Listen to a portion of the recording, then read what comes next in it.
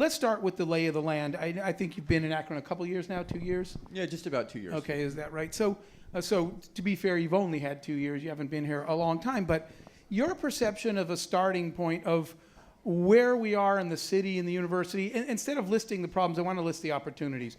What do you see as the areas of focus for, in the politics, they do a 100-day report. So whatever yours is going to be in 6 months from now, what are the things that you're thinking we need to start addressing first, and where are opportunities for improvement? I just want to get your assessment of your starting point, what the city of Akron's like, what we need to focus on in the university.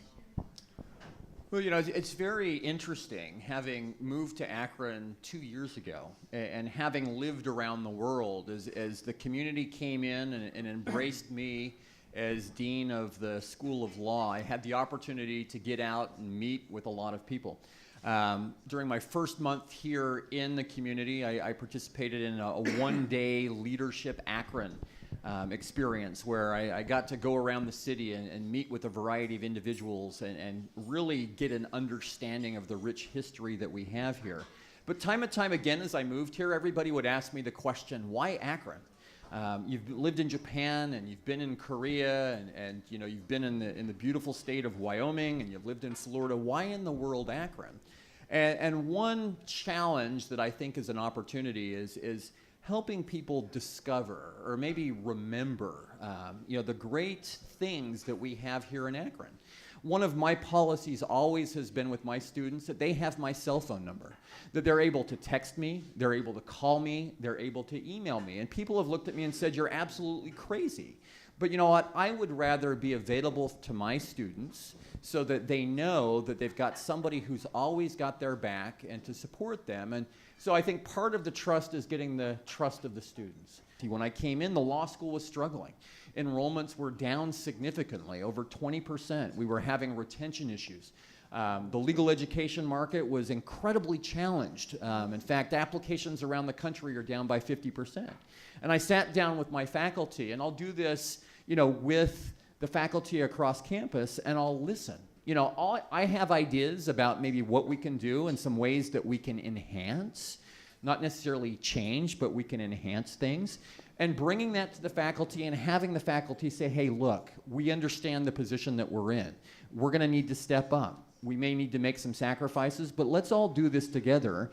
And once you do that and you have that collective approach, you listen to folks, you respect folks, and you understand that, look, I'm going to try and support you to the extent that I can.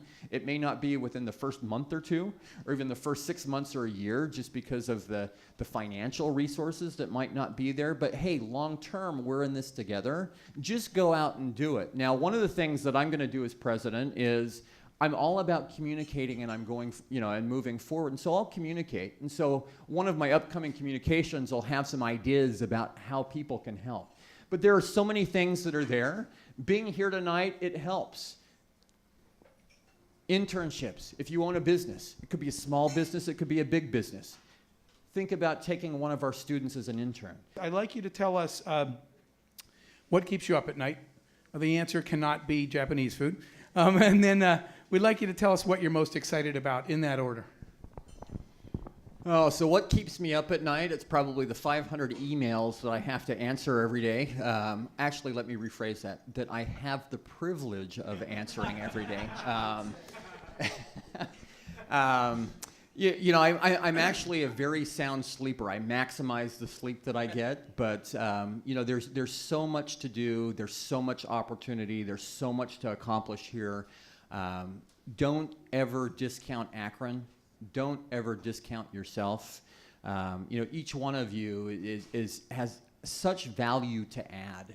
And, Jeff, you couldn't have put it any better in terms of being parents of the community, because that's exactly what our role and our responsibility is. And at the end of the day, if you think back about, what matters the most, and I had somebody ask me this question last night. I was helping late at night move somebody into their house in Cuyahoga Falls. And, at the end, I was asked, what keeps you motivated? And it was that. It was like really going out and trying to serve others. So if anything keeps me up at night besides emails, it's thinking, really, what can we do to serve others?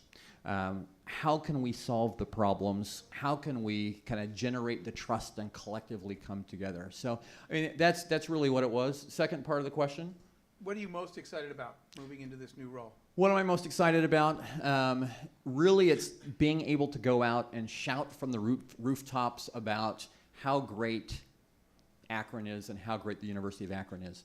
Over the last 2 years, I've had a great time doing that on the law school stage.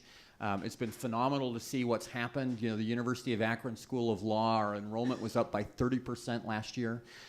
This year, our applications are up by 25%. We've actually doubled the number of students that we rejected. Our class looks like it's going to be up another 10 to 15% this year.